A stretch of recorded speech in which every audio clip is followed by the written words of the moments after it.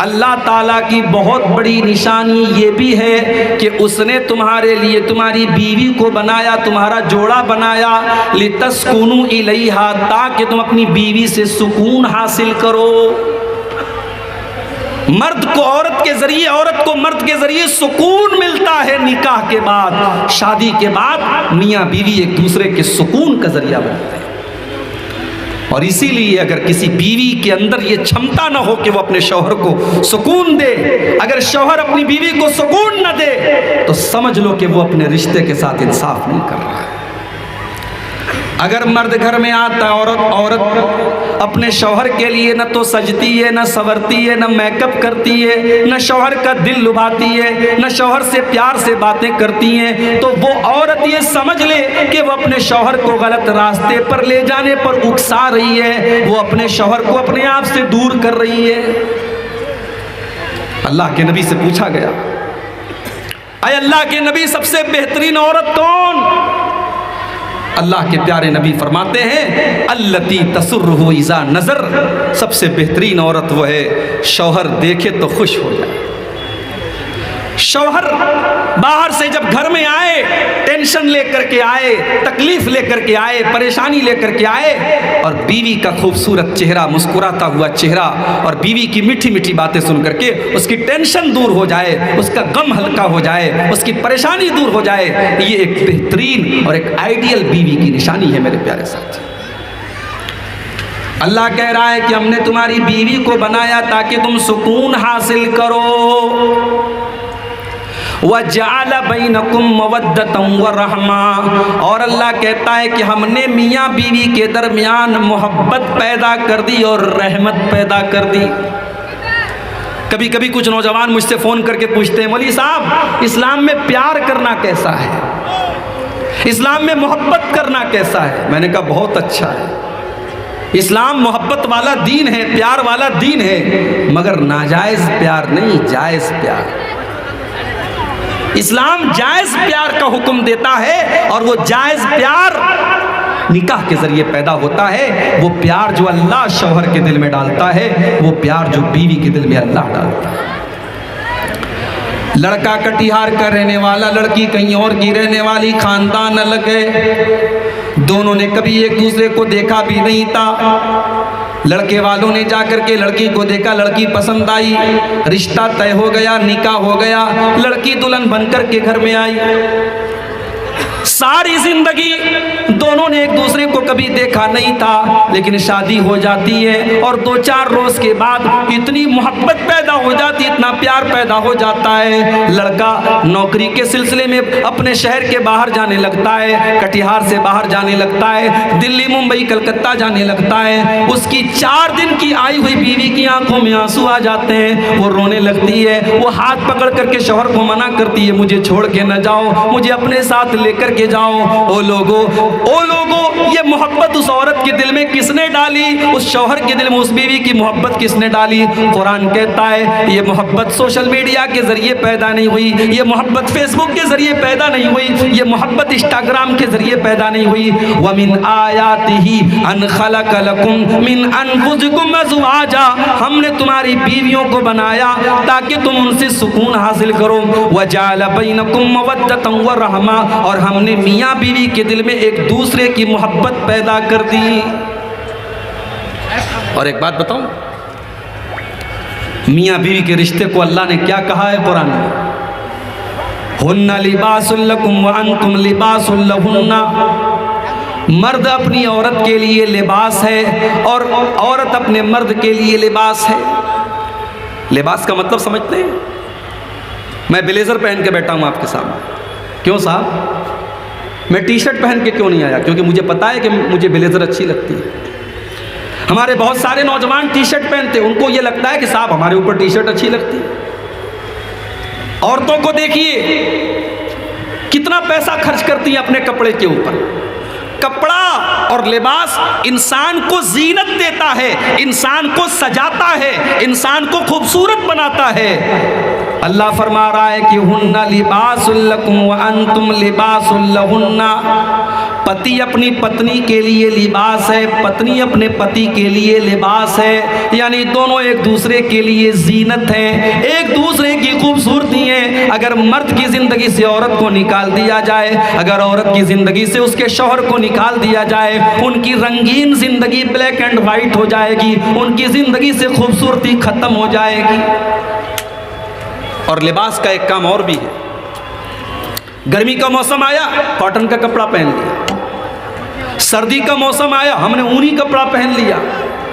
बरसात का मौसम आया, हम रेन कोट पहन करके निकल गए। लिबास हमें और आपको मौसम के नुकसान से बचाता है। गर्मी में गर्मी से बचाता है, सर्दी में ठंडक से बचाता है, बारिश में बारिश से बचाता है। अब जरा कुरान की इस आयत पर गौर करो। अल्लाह कह रहा है, हुन्ना लिबासुल लकुम व अंतुम लिबासुल लहुन्ना। तुम्हारी बीवी तुम्हारे लिए लिबास है, वो तुमको ज़िनाकारी के खराबियों से बचाती है। तुम्हारे पास जब बीवी रहेगी, तुम्हारी शर्मगाह का गलत इस्तेमाल नहीं होगा, तुम्हारी आंखें नहीं बहकेंगी, तुम गलत रास्ते की तरफ नहीं जाओगे। और अगर शादी करने के बाद भी तुम्हारी शर्मगाह गलत रास्ते पर जा रही है और तुम्हारी नजरें गलत रास्ते पर जा रही है, तो तुम डबल मुजरिम हो, क्योंकि तुम्हारे पास हलाल रास्ता मौजूद था। इसलिए इस्लाम ये कहता है, अगर शादीशुदा मर्द या शादीशुदा औरत अगर ज़िना करती है और किसी गैर के साथ ताल्लुक कायम करती है, तो शादीशुदा मर्द और शादीशुदा औरत को सजाए मौत दे दी जाएगी। उसको पत्थरों से मार मार के खत्म कर दिया जाएगा, क्योंकि वो मुजरिम नहीं है, वो डबल मुजरिम है। उसके पास तो अपनी ख्वाहिश को पूरा करने के लिए हलाल रास्ता मौजूद था। हुन्ना लिबासुल लकुम।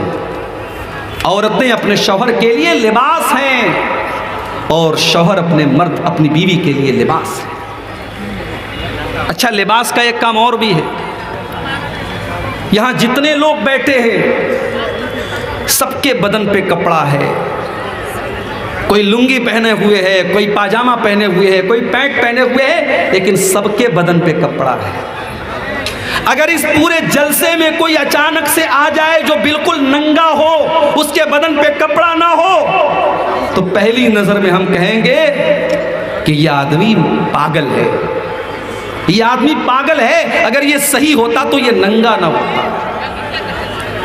एक अक्लमंद इंसान जिसका दिमाग सही तरीके से काम कर रहा हो, ऐसा नहीं हो सकता कि वो नंगा घूमेगा, क्योंकि लिबास हमारी सतरपोशी करता है, हमारी शर्मगाह को ढांपता है, हमारी इज्जत पर पर्दा डालता है। अब जरा कुरान की इस आयत पर गौर करो। हुन्ना लिबासुल लकुम व अंतुम लिबासुल लहुन्ना। तुम्हारी बीवी तुम्हारे लिए लिबास है, तुम अपनी बीवी के लिए लिबास हो। वो तुम्हारी इज्जत पर पर्दा डालती है, तुम उसकी इज्जत पर पर्दा डालते हो। वो तुम्हें छुपाती है, तुम उसे छुपाते हो। तुम दोनों एक दूसरे के लिए पर्दा हो, पर्दा। इसीलिए अल्लाह के नबी ने सख्ती से मना किया है। सुहाग रात के बाद लड़के अपने दोस्तों से शेयर करते हैं अपनी बातें, इस्लाम ने कतई तौर पर हराम किया है। बेडरूम के अंदर मियाँ बीवी के दरमियान जो बातें हो रही हैं, जो मोहब्बत हो रही है, वो मियाँ बीवी के दरमियान का एक राज है, एक सीक्रेट है। उस सीक्रेट को आपको किसी के सामने जाहिर नहीं करना है। खबरदार, खबरदार, कोई औरत अपनी सहेलियों को न बताए, कोई मर्द अपने दोस्तों को न बताए। अल्लाह के नबी ने मना किया है। क्यों मना किया है? फरमाया, हुन्ना लिबासुल लकुम व अंतुम लिबासुल लहुन्ना। तुम दोनों एक दूसरे का लिबास हो, और लिबास का काम तो पर्दा डालना होता है, लिबास का काम बेपर्दा करना नहीं होता। अल्लाह अकबर। ये मोहब्बत है जो निकाह के जरिए पैदा होती है मेरे भाई। इसीलिए इस्लाम ने निकाह करने का हुक्म दिया और निकाह को आसान बनाने का भी हुक्म दिया। अल्लाह के नबी फरमाते, खैरुन निकाही ऐसरुहु। सबसे ज़्यादा बरकत वाला निकाह वो है जिसके अंदर सबसे कम खर्च किया जाए, सबसे आसानी के साथ निकाह हो जाए। इसीलिए अल्लाह के नबी ने निकाह को आसान करते हुए फरमाया, इज़ा खतबा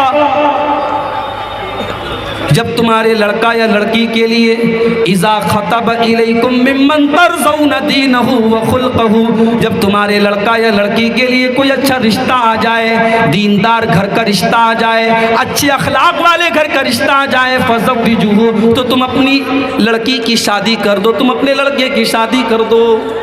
अगर तुम ऐसा नहीं करोगे, इल्ला तफ़अलू, अगर तुम ऐसा नहीं करोगे, तकुन फितनतुन फिल अर्ज़ि व फ़सादुन अरीज़, तो ज़मीन के अंदर बहुत ज़्यादा फसाद फैल जाएगा, फितना फैल जाएगा। आज फितना फैल रहा है, फितना फैल रहा है। आज हमने निकाह को मुश्किल बनाया, बारात का सिस्टम हमने दाखिल किया, जहेज़ का सिस्टम हमने दाखिल किया, लाखों रुपये का वलीमा होगा तब निकाह होगा, बारात 200 लोगों की बारात जाएगी तब निकाह होगा, 2 व्हीलर और 4 व्हीलर मिलेगी तब निकाह होगा। हमने जब निकाह को इन रस्मों के जरिए बोझल बनाया, नतीजा ये निकला आज निकाह मुश्किल हो रहा है और जिना आसान।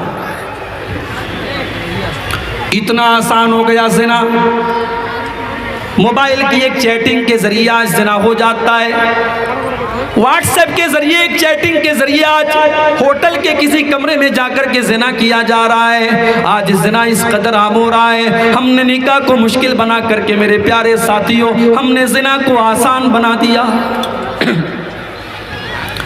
याद रखो मेरे भाइयों, तबलीगी जलसा है, इस्लाही जलसा है, मैं वही बातें करूंगा जिसका ताल्लुक समाज की इस्लाह से है। अगर मेरी बातें आपको बुरी लगे तो मुझे माफ़ करना, मगर जो समाज की हकीकत है वो मैं आपको दिखाऊंगा। आज हमने और आपने जिना को आसान कर दिया और निकाह को मुश्किल कर दिया। कितने घरों में लड़कियां आज 30-30 साल की हो गई, बाप के पास बेटियों के जहेज का इंतजाम नहीं है, बेटियों की शादी करने के लायक वो नहीं है, वो बेचारा गरीब है, मजदूर है, वो कैसे कैसे अपनी रोजी रोटी चलाता है, वो कहाँ से लाखों रुपये का इंतजाम करेगा।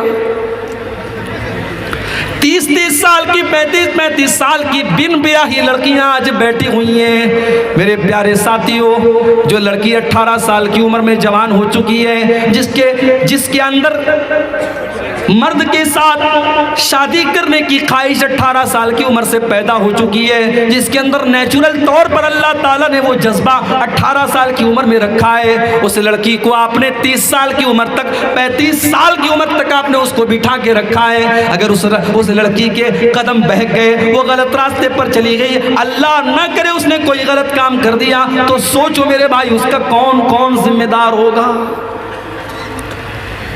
लड़के आज 18 साल की उम्र में जवान हो चुके हैं, शादी हो रही है 30 साल की उम्र में, 32 साल की उम्र में। हमारा बेटा भी अपने पैर पे नहीं खड़ा हुआ है, जब सरकारी नौकरी मिलेगी तब शादी करेंगे, जब अच्छा खासा पैसा कमाने लगेगा तब शादी करेंगे।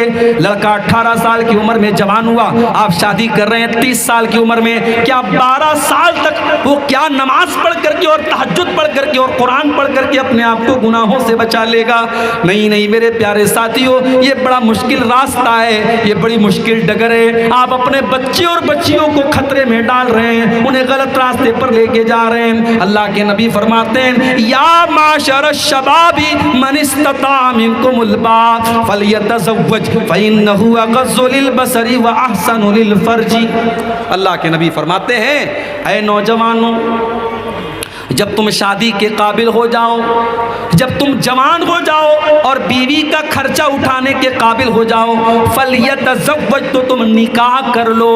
उलमा कहते हैं यहाँ नबी ने हुक्म दिया है फलयतज़व्वज, हमारे उलमा बेटे इनसे पूछ लो, फलयतज़व्वज ये अम्र का सेगा है और शरीयत का कायदा है कि अम्र का सेगा वजूब पर दलालत करता है। जहाँ कुरान और हदीस में हुक्म दिया जाए और दूसरा कोई करीना मौजूद ना हो तो वहाँ अम्र वजूब पर दलालत करता है। इसलिए जिस नौजवान को ज़िना का खतरा हो उसके लिए शादी करना फर्ज है, फर्ज, उसके लिए शादी करना फर्ज और वाजिब है।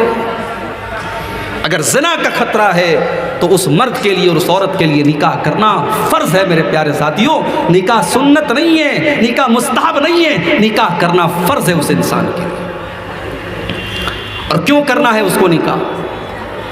नबी अकरम ने वजह भी बता दी, फ़इन्नहु अग़ज़्ज़ु लिलबसर, जब वो शादी कर लेगा तो उसकी निगाहें झुक जाएंगी, उसके पास हलाल तरीके से अपनी शहवत को पूरा करने के लिए उसकी बीवी मौजूद होगी, उसकी निगाहों पर उसको कंट्रोल हो जाएगा। वह अहसनु लिल फर्जी, और उसकी शर्मगाह भी महफूज हो जाएगी, वो शर्मगाह का भी गलत इस्तेमाल नहीं करेगा। यह है निकाह की बरकत। निकाह के जरिए आपकी शर्मगाह और आपकी नजरें ये दोनों महफूज हो जाएंगी। अच्छा, नजर का शर्मगाह से बड़ा गहरा ताल्लुक है। अगर इंसान को अपनी नजरों पर कंट्रोल नहीं है तो शर्मगाह पर भी कंट्रोल होना मुश्किल है। जो दिन रात मोबाइल पर नंगी तस्वीरें देखेगा उससे कोई बईद बात नहीं है कि वो जिना भी कर लेगा। जिसकी दिल और दिमाग में गंदगी भर जाए उसका कोई भरोसा नहीं, वो किसी 5-6 साल की बच्ची के साथ भी गलत काम कर सकता है, वो किसी जानवर के साथ भी गलत काम कर सकता है। इसीलिए अल्लाह के नबी फरमाते हैं अल ऐनानी ज़िनाहुमन नज़र, आँखों का ज़िना गलत चीज़ों को देखना है। वल उज़नानी ज़िनाहुमुल इस्तिमा, कानों का ज़िना गलत चीज़ों को छूना सुनना है। वल लिसानु ज़िनाहुल कलाम, और ज़ुबान का ज़िना गलत चीज़ों को ज़ुबान से निकालना है। वल यदु ज़िनाहुल बत्शु, और हाथों का ज़िना गलत चीज़ों को टच करना है।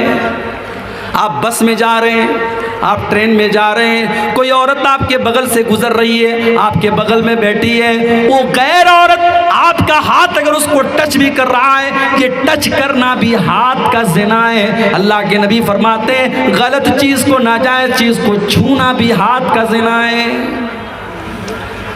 इसीलिए अल्लाह के नबी ने फरमाया कि किसी के सर पे लोहे के हथौड़े से मार करके उसके सर में लोहे की कील ठोक दी जाए, ये उतनी तकलीफ की चीज नहीं है। उससे ज्यादा तकलीफ की चीज ये है कि एक मर्द किसी गैर औरत को टच करे, उसको हाथ लगाए, ये उससे बड़ा गुनाह है। उसके सर पे अगर लोहे की कील ठोक दी जाए उसमें कम तकलीफ है जितनी तकलीफ उसको कयामत के दिन इस पर होगी कि उसने किसी गैर औरत को टच किया था। आगे अल्लाह के नबी फरमाते हैं वर्रिजलु ज़िनाहुल खुता, पैरों का ज़िना गलत चीज़ों की तरफ चल के जाना है। आँखों से ज़िना हो रहा है, ज़ुबान से ज़िना हो रहा है, कानों के ज़रिए तुम गंदे गंदे गाने और बॉलीवुड के सॉन्ग सुन करके कानों से ज़िना कर रहे हो, तुम ज़ुबान से गाली बक करके ज़ुबान से ज़िना कर रहे हो, तुम हाथों से गलत चीज़ों को टच करके अपने हाथों से ज़िना कर रहे हो, तुम पैरों से गलत रास्ते पर जा करके पैरों से ज़िना कर रहे हो। और अल्लाह के नबी फरमाते हैं जब इन तमाम चीजों पर इंसान को कंट्रोल नहीं होता है, वल क़ल्बु यहवा व यतमन्ना, उसके बाद इंसान के दिल में गलत काम करने की तमन्नाएं पैदा होने लगती हैं, उसके दिल में इच्छाएं पैदा होने लगती हैं। वल फर्जु युसद्दिक़ु ज़ालिका व युकज़्ज़िबुहु, और उसके बाद या तो उसकी शर्मगाह वो काम कर डालती है या उस काम से बच जाती है, या तो इंसान ज़िना कर डालता है या बचा लेता है, लेकिन शुरुआत इन्हीं चीज़ों के ज़रिए होती है।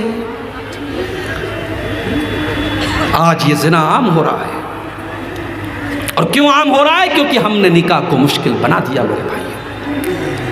रिश्ते नाते करने से लेकर के शादी तक कितनी लंबी लिस्ट है जो हम नाजायज और हराम काम करते हैं। ये हल्दी की रस्म कहां से आई?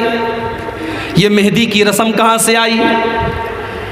लड़की को हल्दी लगाई जा रही है, खानदान की सारी लड़कियां इकट्ठा हुई हैं, सब पीले पीले रंग के कपड़े पहने हुई हैं। उस घर में अकीका की दावत तो नहीं होती, वलीमा की दावत तो नहीं होती, लेकिन हल्दी की रस्म जरूर पूरी की जा रही है। सारी लड़कियां हल्दी के कलर का कपड़ा पहनी है और दुल्हन को हल्दी लगाई जा रही है। फंक्शन हो रहा है, पार्टी हो रही है, नाच गाना हो रहा है, रात में औरतें गीत गा रही हैं। ये तमाम चीजें मेरे प्यारे साथियों हिंदू मजहब से ली गई हैं और आपके हिंदुस्तानी कल्चर से ली गई हैं। इस्लाम में ये तमाम चीजें हराम हैं। अल्लाह के प्यारे नबी फरमाते हैं मन तशब्बह बिक़ौमिन फहुव मिनहुम, जो किसी कौम की नकल करेगा, जो किसी कौम के तरीके पर चलेगा, वो कल क़यामत के दिन उन्हीं लोगों के साथ रहेगा।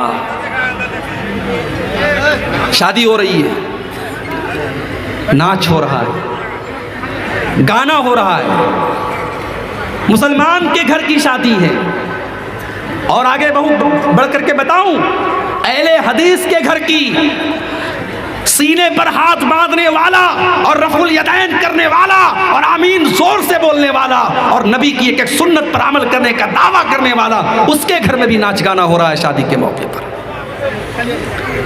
मेरे प्यारे साथियों, अगर आपका दावा है कि आप अहले हदीस हैं, और मैं बयान करता हूं बनारस में और दूसरे इलाकों में कि मैं जब सीमांचल के इलाके में जाता हूं, मैं एक ऐसी कौम के दरमियान भी जाता हूं जिसको शेरशाबादी कौम कहते हैं, जो 99% अहले हदीस है, जो 99% कुरान और सुन्नत पर चलने वाली है। मगर जब आपके समाज में मैं ये सुनता हूं कि जहेज का लेन देन भी हो रहा है, शादी ब्याह पर नाच गाना भी हो रहा है, तब मुझे सोचने पर मजबूर होना पड़ता है कि क्या हम सिर्फ इन्हीं चीज़ों के लिए अहले हदीस हैं? क्या हमारी शादी ब्याह और हमारे निकाह का तरीका क्या ये कुरान और हदीस के मुताबिक नहीं होना चाहिए? मेरे भाइयों,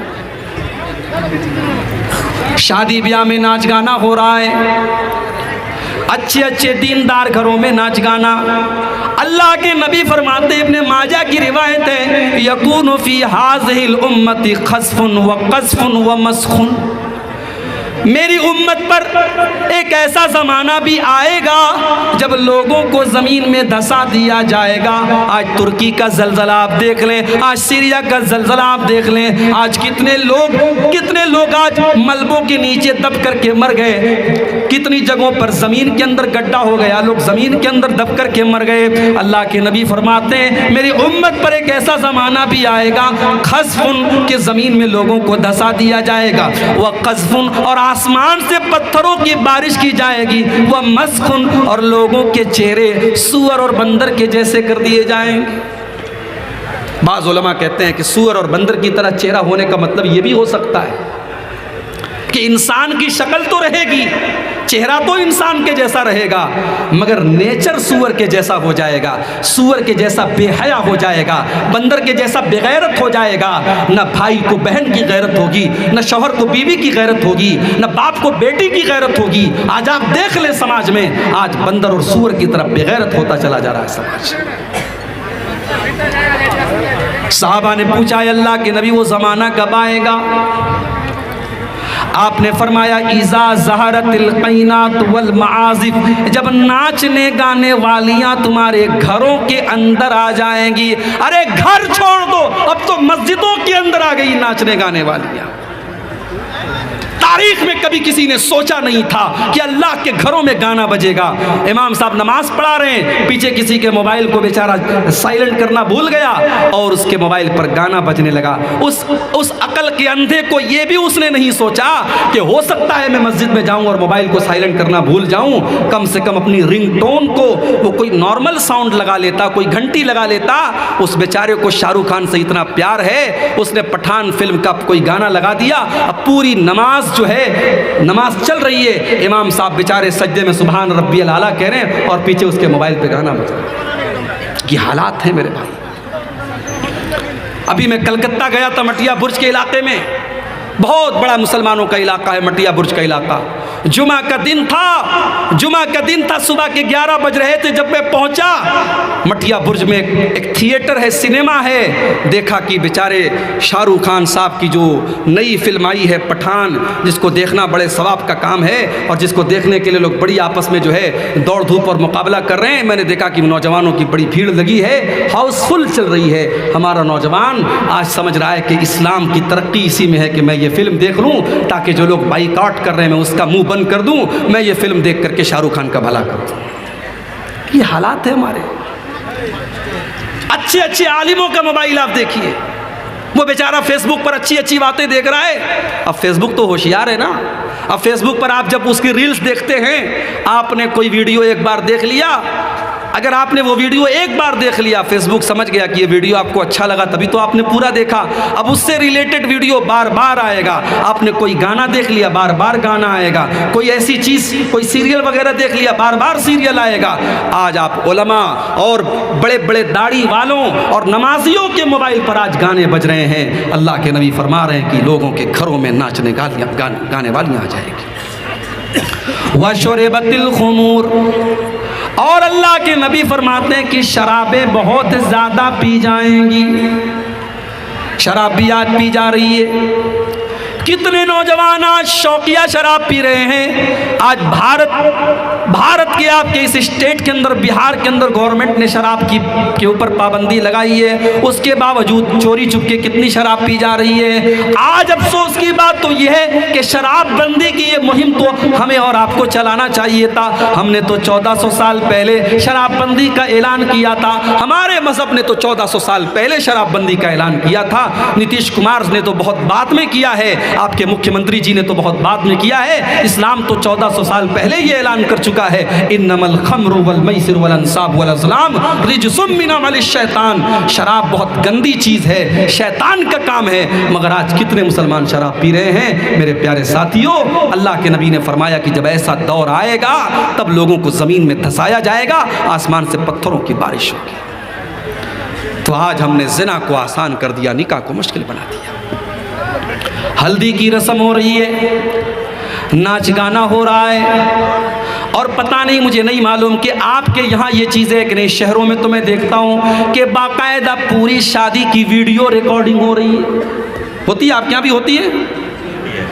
पैसे वाले लोगों के यहाँ होती होगी। वीडियो रिकॉर्डिंग हो रही है, एक गैर मर्द आता है घर की औरतों के बीच में घुस करके एक एक चीज़ को रिकॉर्ड कर रहा है, और बाद में उसकी पूरी कैसेट बनती है, पूरी सीडी बनती है, और बाद में लोग मज़े ले लेके देखते हैं, कहते हैं कितनी यादगार चीज़ है, मेरी शादी के मौके की देखो वीडियो बन रही है। कहाँ गई तुम्हारी गैरत, कहाँ गई तुम्हारी शर्म व हया? वो इस्लाम जो ये हुक्म देता है कि देवर भी अपनी भाभी के सामने तन्हाई में न जाए, वो इस्लाम जो ये हुक्म देता है कि जीजा भी अपनी साली से अकेले में न मिले, तन्हाई में न मिले, वो उसके लिए गैर महरम है। क्या वो इस्लाम इस बात की परमिशन दे सकता है कि वीडियो रिकॉर्डिंग करने वाला आपके घर की औरतों को, जब वो शादी के सजावट में सजी हैं, मेकअप करके आई हैं, लदी फदी हैं, वो सबकी रिकॉर्डिंग कर रहा है, वो दुल्हन के कमरे में पहुंचा हुआ है, वो सबके फ़ोटो खींच रहा है, सबकी वीडियो रिकॉर्डिंग कर रहा है? कहाँ गई तुम्हारी गैरत मेरे प्यारे भाई? अल्लाह के नबी फरमाते हैं, सलासतुन ला यंजुरुल्लाहु अज़्ज़ा व जल्ला इलैहिम यौमल क़ियामा। 3 लोग ऐसे कि क़यामत के दिन अल्लाह ताला उनकी तरफ देखेगा भी नहीं, उनसे बातचीत भी नहीं करेगा, उनको गुनाहों से पाको साफ भी नहीं करेगा। कौन 3 लोग? नंबर 1, अल-आक़ को लेवाली रही, अपने माँ बाप से रिश्ता तोड़ने वाला। ओ मेरे नौजवान साथियों, आपने शादी कर ली, आप अपनी बीवी से बहुत ज़्यादा प्यार करते हैं, बहुत अच्छी बात है, मगर बीवी से प्यार करने का ये मतलब नहीं है कि आप अपने माँ बाप से रिश्ता तोड़ दें। हो सकता है सास बहू का मामला घर में आ जाए, हो सकता है कि आपकी माँ आपकी बीवी को कुछ कड़वी कसैली बातें भी सुना दे। आप सब्र से काम ले लें, आप सब्र के घूंट पी लें, लेकिन आप अपने माँ बाप से रिश्ता न तोड़ें। अपने माँ बाप से रिश्ता न तोड़ें। अपनी बीवी के लिए अपने माँ बाप से रिश्ता तोड़ने वाले कान खोल करके सुन ले, अल-आक़ को लिवाली रही, अपने माँ बाप को सताने वाला कल क़यामत के दिन अल्लाह ताला की नज़रे रहमत से भी दूर होगा।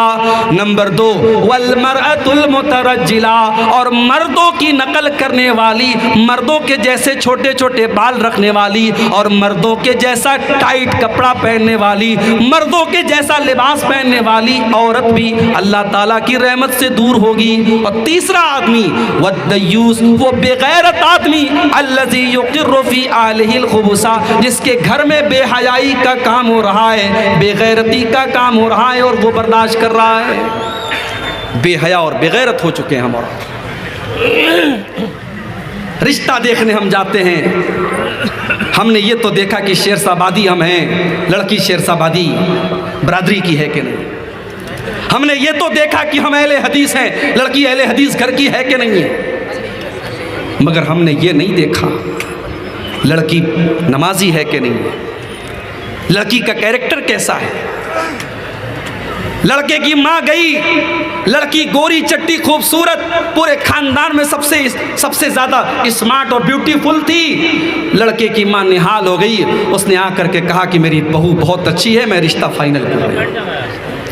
दीनदारी को नहीं देखा उसने खानदान को तो देखा, उसने लड़की के बाप का पैसा तो देखा, उसने लड़की की खूबसूरती तो देखी, मगर उसने दीनदारी को नहीं देखा। जब आपने रिश्ता करने के टाइम दीनदारी को नहीं देखा और वो खूबसूरत लड़की जब आपके घर में बहू बन करके आई और आगे चल करके जब आपको वो सताने लगी, आपके घर का माहौल ख़राब करने लगी, बेपर्दा घूमने लगी, तो आपको शिकायत करने का कोई हक हासिल नहीं है, क्योंकि आपने तो बुनियाद ही गलत रखी थी। आपने तो रिश्ता देखने के टाइम दीनदारी को देखा ही नहीं था।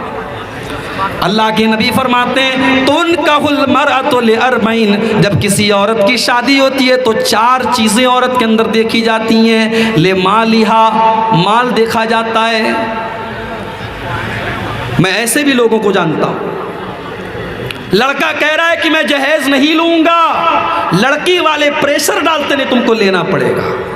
मैंने ऐसे भी मिसालें देखी हैं समाज में। लड़का खुददार है, लड़का इज्जत वाला है, लड़के ने तय किया है। अभी कल मेरे पास एक फ़ोन आया, दिल्ली के करीब एक जगह पड़ती हापुड़ का एक नौजवान लड़का, अच्छी नौकरी है उसके पास, खूबसूरत है, नौजवान है।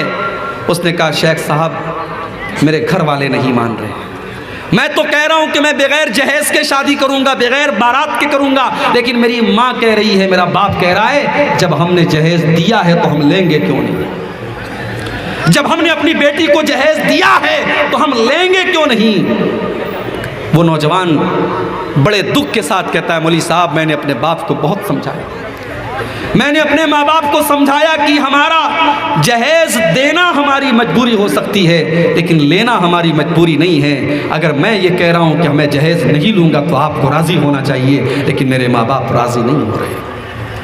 माफ़ करना मेरे भाइयों, समाज अगर आज बिगड़ा है, समाज अगर आज तबाह हुआ है तो सिर्फ ये नई नस्ल से तबाह नहीं हुआ है, इसमें बहुत हद तक हमारे बुजुर्ग हजरात भी जिम्मेदार हैं, इसमें लड़कों की माएँ भी जिम्मेदार हैं, इसमें लड़कों के बाप भी जिम्मेदार हैं, इसमें गार्जियन भी जिम्मेदार हैं। सिर्फ लड़के ही लालची नहीं होते, लड़कों के माँ बाप भी लालची होते हैं। और जहेज की लालच में आपके इलाके में यहाँ तक मुझे लोगों ने बताया कि शेख साहब जहेज का लालच इस कदर पैदा हो चुका है कि शादी होती है, लड़के ने पैसा भी ले लिया, 2 व्हीलर भी ले लिया, फिर कहीं और से रिश्ता आने लगा, कोई बीच का दलाल और आ गया कि फलां की लड़की है, बड़ा पैसे वाली पार्टी है, बड़ा माल मिलेगा, इसको तलाक दे करके उससे शादी कर लेता है ताकि वहाँ से अलग पैसा ऐंठे। मेरे भाइयों, हमने शादी ब्याह को भी हमने सौदेबाजी बना दिया। हमने लड़के और लड़कियों को एक तरीके से शादी के मौके पर हमने उनका धंधा करना शुरू कर दिया। अरे हमसे अच्छे तो वो लोग हैं जो अपनी बेटियों को जाकर के बेच देते हैं बाजार में और उसकी कीमत खा जाते हैं। अगर हमने जहेज के इस चलन को नहीं रोका, इसका मतलब यह हुआ कि हम अपने बेटे और बेटियों की तिजारत कर रहे हैं।